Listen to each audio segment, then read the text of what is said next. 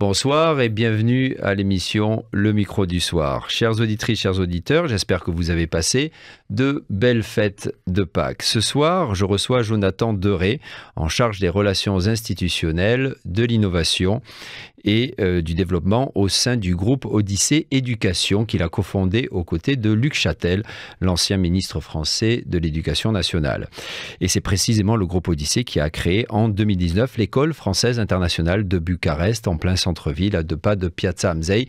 C'est pour cela que nous avons voulu inviter Jonathan Deré. Je précise qu'il y a quelques mois, nous avions reçu Bianca Stinga, la directrice de cette même école, ainsi que le consultant en éducation François-Xavier Gabé. Et j'ajouterai que Jonathan Deré a travaillé près de 10 ans pour le gouvernement français en tant que conseiller puis chef de cabinet dans plusieurs ministères, en particulier au ministère de l'Éducation nationale. Nous en parlerons à la fin de cette discussion. Jonathan Deré, bonsoir. Bonsoir Laurent Couder. Merci d'être avec nous. Alors quand il s'agit d'éducation, moi je suis toujours ravi d'avoir des invités. Comme je vous l'ai dit en amont de cet entretien, au micro du soir, on parle surtout des gens, moins des structures, mais quand il s'agit d'éducation, on fait une exception. Donc, dites-nous d'abord quelles sont les raisons qui vous ont conduit à créer l'École française internationale. Ah, c'est une bonne question parce que l'EFI Bucarest était une des premières écoles que le groupe Odyssée a créées en 2019. Le groupe Odyssée, c'est un jeune groupe qui s'est créé en 2 temps, 2017 et 2019. Et donc, on a un peu commencé notre Odyssée, notre aventure à Bucarest. Les raisons, elles sont multiples. D'une part, parce que, évidemment, il y a un lien spécial entre la Roumanie et la France. C'est pas dans cette belle maison que je vais expliquer le lien sur la francophonie, sur ces liens culturels très forts. Des liens éducatifs, évidemment, aussi, entre les deux pays. Et puis, il y avait aussi une demande de familles roumaines, expatriées, qui attendaient qu'il y ait un établissement scolaire dans le centre de la ville. Le développement de Bucarest est ce qu'il est, et c'est vrai que les temps de transport sont importants. Donc, on a saisi cette opportunité, en lien avec l'ambassade de France d'ailleurs. Mais c'était une histoire à la fois entrepreneuriale, il y avait pour moi aussi une histoire un peu affective. Je trouve que mon épouse est roumaine et j'ai un lien spécial personnellement avec ce pays. Donc c'était la conjugaison de ces deux opportunités et passions. D'accord. Alors, nous allons bien évidemment parler de l'EFI Bucarest. En préparant cet entretien, Bianca Stinga, donc sa directrice, me parlait d'évolution à venir dans votre enseignement en classe de CM1 et CM2. Elle évoquait en particulier une parité horaire français-anglais. Pouvez-vous nous en dire plus? Ah oui, parce que ça mérite un peu d'explication, je pense. En 2 mots, le groupe Odyssée, c'est un groupe français d'éducation internationale. Notre métier, c'est de faire des écoles françaises homologuées par le ministère de l'Éducation. Homologuées par le ministère de l'Éducation nationale français, absolument. Et on a une conviction éducative dans notre groupe, c'est que on doit installer les enfants dès le plus jeune âge, c'est-à-dire dès la maternelle, dans un enseignement plurilingue. L'anglais est évidemment une langue absolument fondamentale pour le développement personnel, demain professionnel des jeunes enfants. Et il ne faut pas avoir une position un petit peu timide vis-à-vis de l'anglais. Au contraire, il faut l'intégrer dans une politique éducative plurilingue. Et donc, notre politique dans nos établissements, c'est d'installer l'anglais aux côtés du français, qui est notre langue première, évidemment, naturellement en tant qu'école française, et aux côtés de la langue locale, ici le roumain, de manière très résolue. Ça représente aujourd'hui, dans notre école, l'anglais, en fin de primaire, ça représente entre 1/4 et 30% du temps d'enseignement. Ça ne veut pas dire qu'on n'apprend que la langue anglaise. Ça veut dire que dans une école française, on peut apprendre aussi les programmes français en anglais. Donc c'est un travail pédagogique assez élaboré. Donc, moitié en français, moitié en anglais. Pas exactement, je vais y venir. Mais l'idée, c'est que les langues, le bain de langue, si je puis dire, cette politique trilingue pour les plus jeunes enfants, c'est un travail pédagogique élaboré qui met les enfants dans une sorte d'aisance linguistique. Ils sont habitués dès le plus jeune âge à entendre le français, l'anglais, le roumain, et à apprendre dans ces 3 langues. Des mathématiques, des sciences, évidemment de l'histoire ou autre. Et on va aller un peu plus loin l'année prochaine. Parce que on voit que le niveau de nos élèves le permet, en français en particulier, mais aussi parce que on a expérimenté ça dans plein de pays. À partir de l'année prochaine, en CM1 et en CM2, et c'est une annonce que je vous fais ici d'ailleurs, l'enseignement en anglais va être augmenté encore un petit peu pour aller sur ce qu'on appelle un système de half-half, c'est-à-dire un jour en français, un jour en anglais et en roumain, en fait, et dans les langues autres que le français. Donc le français va légèrement prédominer toujours. Légèrement dominer toujours. On est dans une école française et puis il y a des objectifs linguistiques, académiques à atteindre en français pour préparer nos élèves à l'entrée au secondaire s'ils souhaitent continuer dans une école française en particulier. Mais notre mission... Ou ce sera là, pardon, excusez-moi, je vous coupe, pour le coup, si c'est le lycée français, ce sera entièrement en français. Alors, principalement en français, oui, principalement en français, même si le lycée Anna Noailles a aussi une section internationale, où il y a un petit peu d'anglais renforcé. Mais oui, ensuite, l'essentiel des études en secondaire, quand on continue dans un lycée français, c'est en français, et on prépare les examens français. Donc nous, notre mission, c'est de préparer de la meilleure des manières des élèves qui parfois arrivent allophones, c'est-à-dire qui ne parlent pas le français et notamment pas à la maison. Donc non seulement de les accueillir, de leur enseigner le français, l'anglais aussi, et de les faire réussir. C'est ça notre job. Notre job à nous, c'est pas simplement de donner des cours, c'est de s'adapter au profil des élèves, parfois au profil des familles, à leur parcours, et de les amener aussi vers une situation où, en fin de primaire, ils ont la liberté, le choix d'aller dans l'enseignement français à l'étranger, à Anna Noailles en l'occurrence, au lycée Anna Noailles. C'est une solution qu'on pousse, qu'on valorise, mais s'ils le souhaitent, de continuer dans une école roumaine, ou une école internationale. Ça vous permet également d'élargir votre offre et de séduire d'autres types de parents, j'allais dire. Absolument. Je pense que c'est très important ce que vous dites. Parce que, en fait, la France, le français, c'est un effort de conviction de tous les jours. On doit aussi convaincre des gens qui s'interrogent sur leur capacité à faire réussir leur enfant dans une école française, sur des choix qu'ils n'ont pas encore faits pour le secondaire. On doit être capable de dire aux familles, mais venez dans le système français, venez dans une école française comme la nôtre, vous allez construire votre conviction. Et nous, on vous amène à réussir. Alors, transition toute faite, donc, concernant cet accord que vous avez signé l'an passé, c'était l'année dernière, je crois, avec le lycée français Anna de Noailles de Bucarest, dont nous saluons le proviseur Simon Valette, qui fut également l'un des invités du micro du soir. Alors, où en êtes-vous vis-à-vis de ce projet ? En fait, cet accord, c'est un peu l'illustration que ici, en Roumanie, comme c'est le cas dans d'autres pays, mais c'était un petit peu nouveau ici, on travaille aussi en équipe.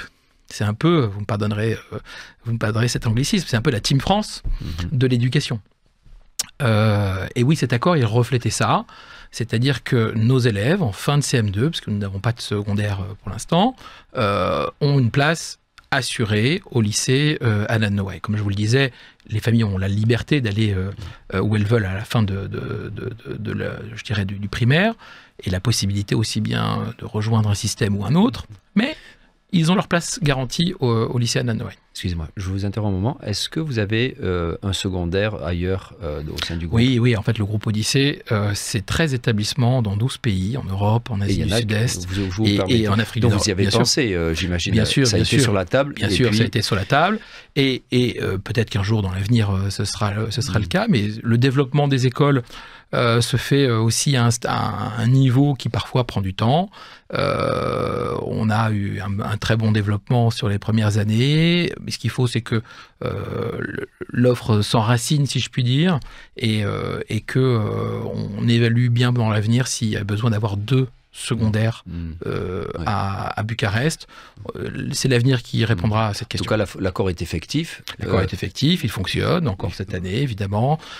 Tout ça avec, je dirais, l'appui positif et bienveillant de l'ambassade, avec qui on collabore toujours. On se retrouvera, comme toujours, assez régulièrement à l'ambassade pour discuter de différents sujets de coopération. Je crois que c'est un très bon symbole de cette continuité, de cette offre éducative de la France, qui est un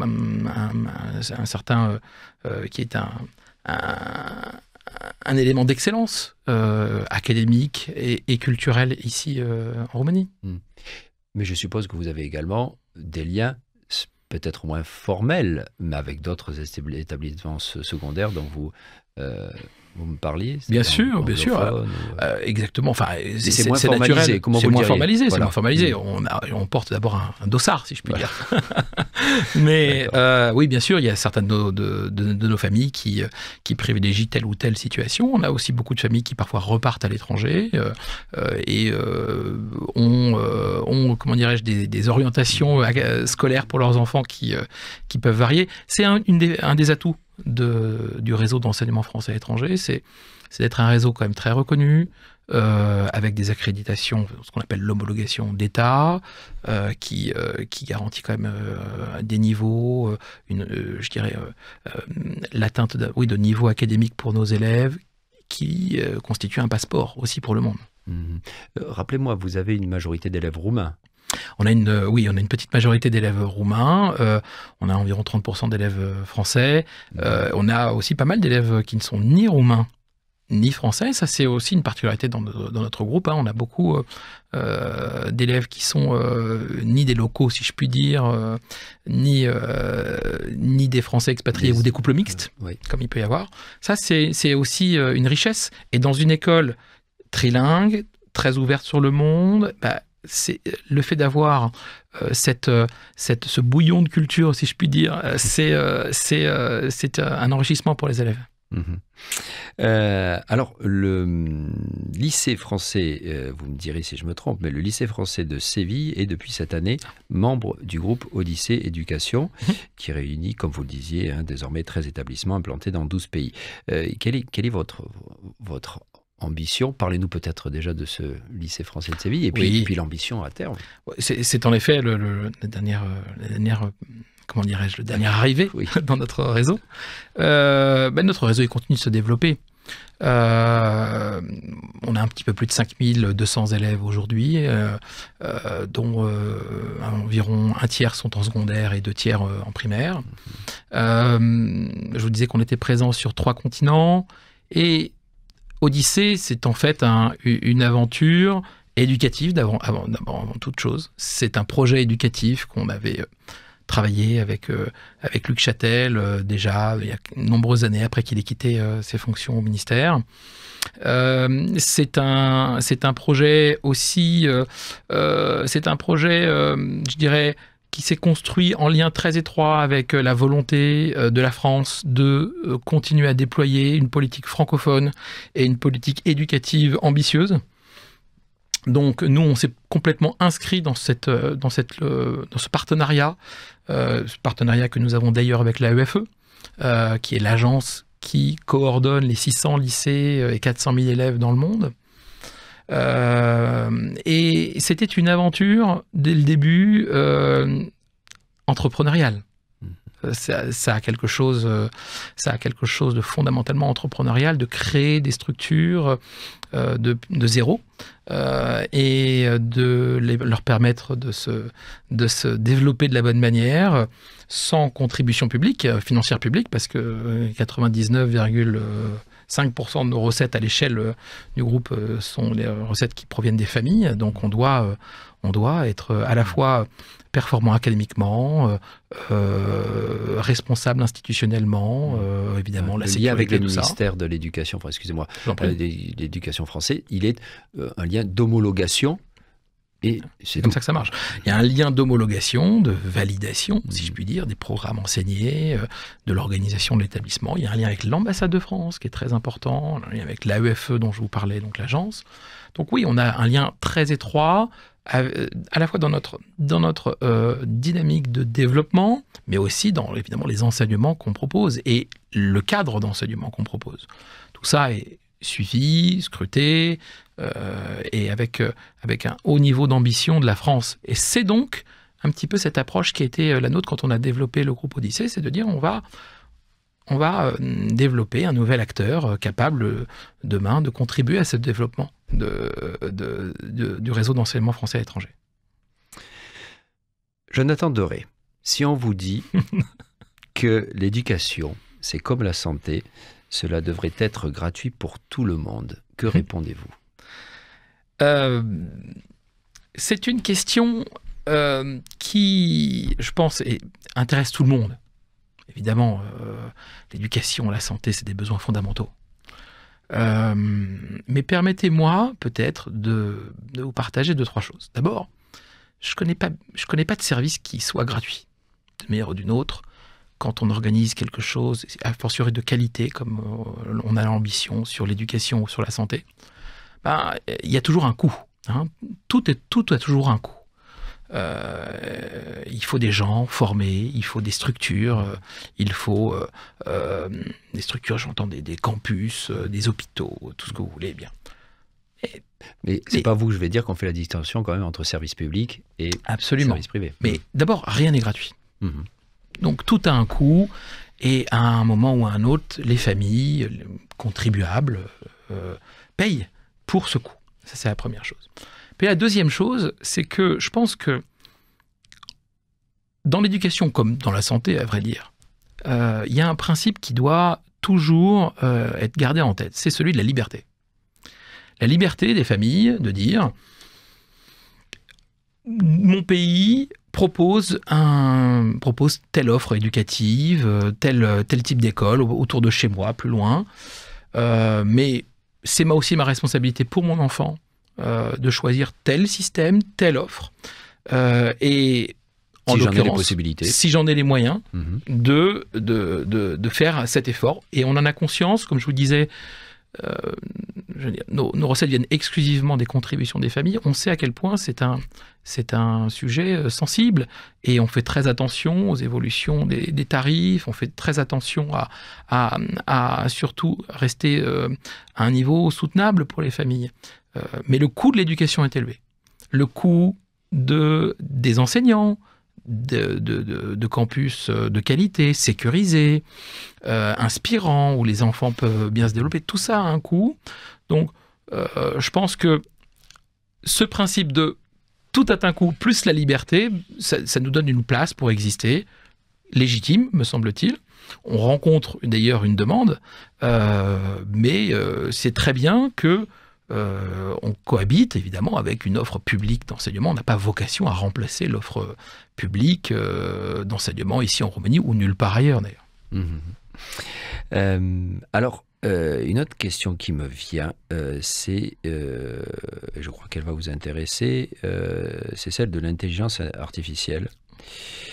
Et je me pose moi-même souvent la question, comment instruire aujourd'hui quand... alors, je ne sais pas si on dit désormais 7 ou 16 intelligences artificielles. Comment elles vont évoluer dans les semaines, dans les mois, dans les années à venir? Quelle ligne de conduite à mettre en place? Bien sûr. C'est probablement l'un des plus grands défis auxquels nos sociétés, donc les éducateurs, nos sociétés ont à faire face. D'abord, l'intelligence artificielle, le mot est ce qu'il est, voilà, maintenant il est connu comme ça. Je pense que derrière l'intelligence artificielle, il y a de l'intelligence humaine, première chose. C'est la première chose. Et on l'oublie trop. On a l'impression que tout ça vient d'une sorte de grande machine qui maintenant galope toute seule. Non, pas du tout. Derrière ça, il y a de l'intelligence humaine. Et cette intelligence humaine, elle n'est pas récente, elle est ancienne. L'intelligence artificielle, les experts vous expliqueraient que ça a commencé depuis longtemps, en fait. Mais on est face à une accélération, à une transformation, si je puis dire, de l'impact et des capacités qu'offre cette IA ou ces IA. Je suis complètement d'accord avec vous. En réalité, il y a un paysage qui est très varié. Tout le monde connaît 2-3 applications type ChatGPT qui, dans l'éducation, ont un impact en ce moment incroyable. Mais la réalité technologique, culturelle, des usages, elle est très, très, très, très, très variée. Alors, premièrement, il y a une chose qui, pour moi, est essentielle. Et là, évidemment, on s'appuie sur les travaux en sciences cognitives, sur l'expérience des enseignants et sur les retours d'expérience qu'on a aussi, qui nous viennent de l'enseignement supérieur, par exemple. C'est très important d'être conscient de savoir comment évoluent nos élèves. La première chose, c'est que l'IA, c'est d'abord un appel immense à maîtriser avant toute chose pour chacun de nos élèves les fondamentaux du savoir et de l'apprentissage. Notre première mission, on se rend bien compte, c'est pas de mettre des enfants face à des tablettes, des téléphones ou des écrans. D'ailleurs, les pays nordiques en sont revenus. Certains en reviennent. Le mouvement n'est pas toujours très clair, c'est mitigé, mais je pense que c'est comme toujours, tout est un peu dans la mesure et dans l'adaptation de ce qu'on fait au contexte. Mais notre première mission, c'est ça le premier truc, c'est que ça nous rappelle que notre première mission, c'est d'apprendre aux enfants à écrire, à réfléchir, à distinguer, à s'informer de la bonne manière. Vous êtes ici dans un média qui défend aussi et un groupe de médias qui défend cette vision de l'éducation aux médias, d'être capable d'avoir un esprit critique. C'est une des forces de l'enseignement français à l'étranger.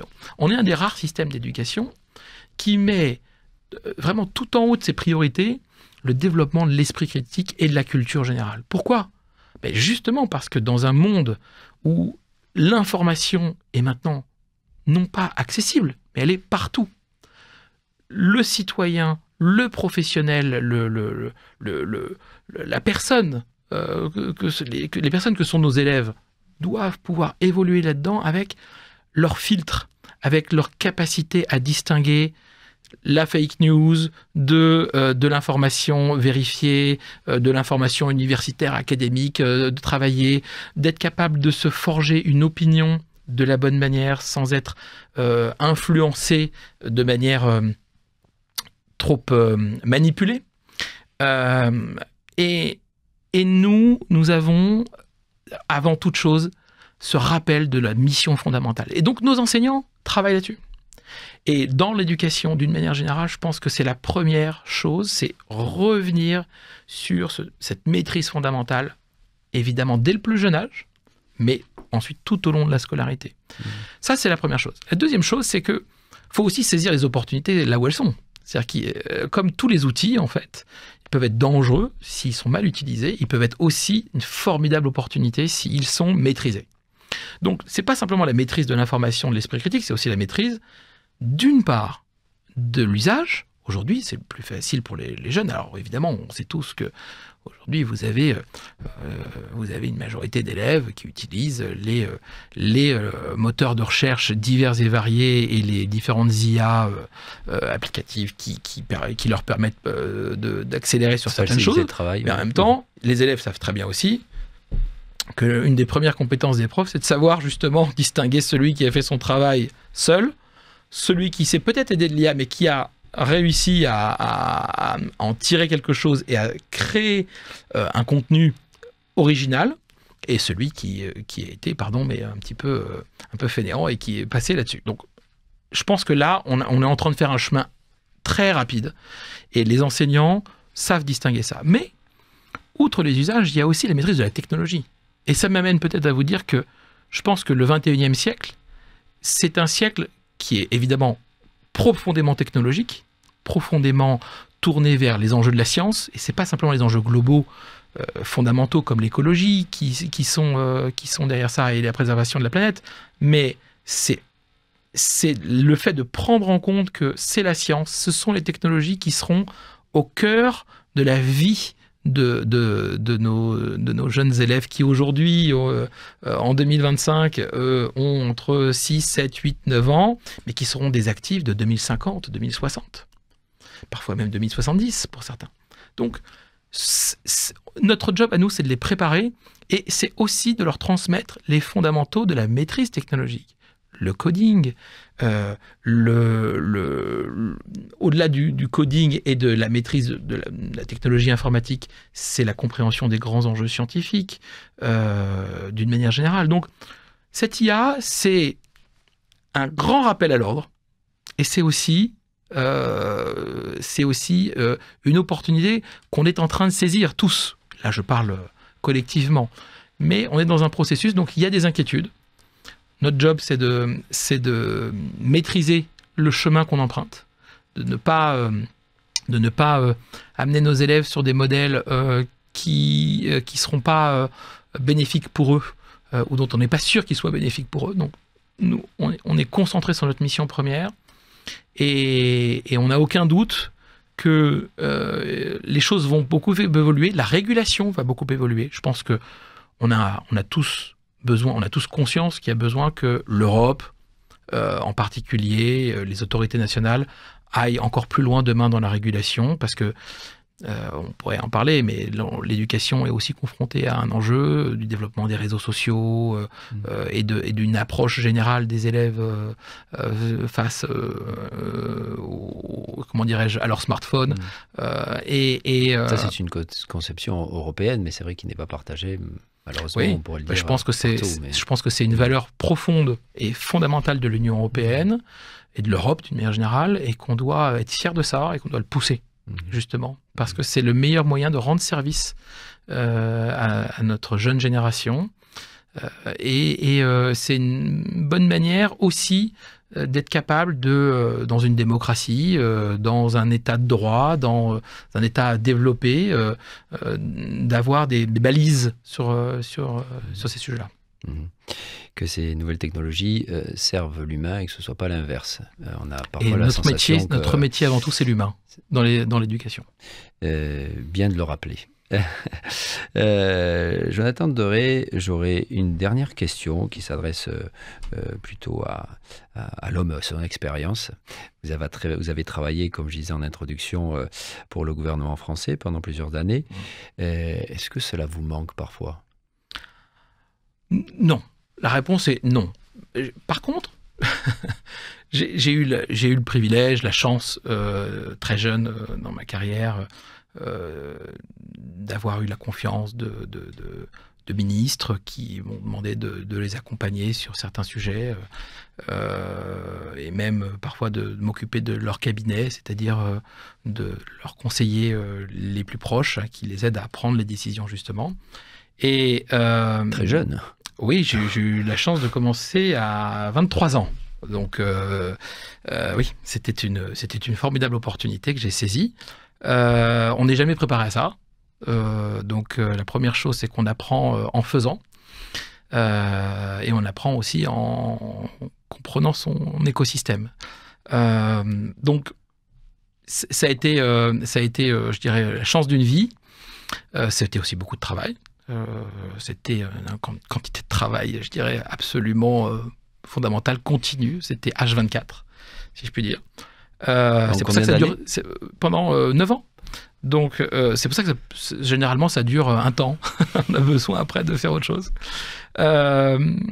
Mais cette expérience au service de mon pays, la France, au service de différents gouvernements et de différentes réformes qui ont été menées, j'ai souhaité à un moment justement complètement changer de parcours, et tout en restant, parce que c'est un fil rouge dans ma vie et dans ma carrière, tout en restant un promoteur de la France, de la francophonie, un passionné d'éducation. J'étais passé par le ministère de l'Éducation notamment. J'ai décidé de m'engager différemment. En fait, ma vie à moi, c'est une vie d'engagement. J'ai commencé très jeune. J'ai eu cette chance, encore une fois, cet honneur d'accompagner 3 ministres différents et ensuite de porter toujours cet engagement différemment.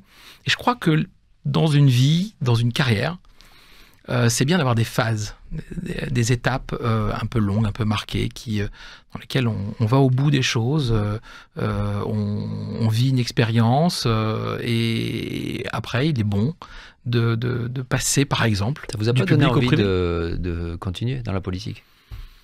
D'abord, il ne faut jamais dire jamais dans une vie, parce que j'aime pas ça. Mhm. Même si c'est pas le plan du tout. Je rassure ma femme, parce qu'on ne sait jamais si elle se dit il va repartir. Non, non, pas du tout. C'est pas du tout le plan. Mais c'est un engagement. Travailler en politique, c'est-à-dire à ce niveau-là, aux côtés d'hommes politiques de premier plan, c'est un engagement fort. On ne le fait jamais par hasard. Ça vient évidemment de conviction, ça vient d'une envie d'être acteur, si je puis dire. Mais vous voyez, je n'étais pas fonctionnaire, je l'ai fait sans être un haut fonctionnaire français. Et c'était naturel pour moi de faire autre chose. Et je crois beaucoup, en plus, aux passerelles publiques-privées, à condition que ce soit dans des principes et des règles qui ne sont pas celles, comment dirais-je, de profiter de son passage dans un cabinet ministériel pour aller dans le privé. Moi, je crois plutôt, c'est ce que j'ai expérimenté pour moi, que c'est une chance qu'on doit mettre à profit, par exemple, en créant des entreprises. Jonathan Deré, merci infiniment d'avoir été avec nous et bonne continuation pour l'École française internationale à Bucarest et ailleurs. Merci à vous, merci beaucoup pour votre invitation. Chères auditrices, chers auditeurs, c'est tout pour ce soir. Nous vous souhaitons un excellent week-end Placoute. Au revoir.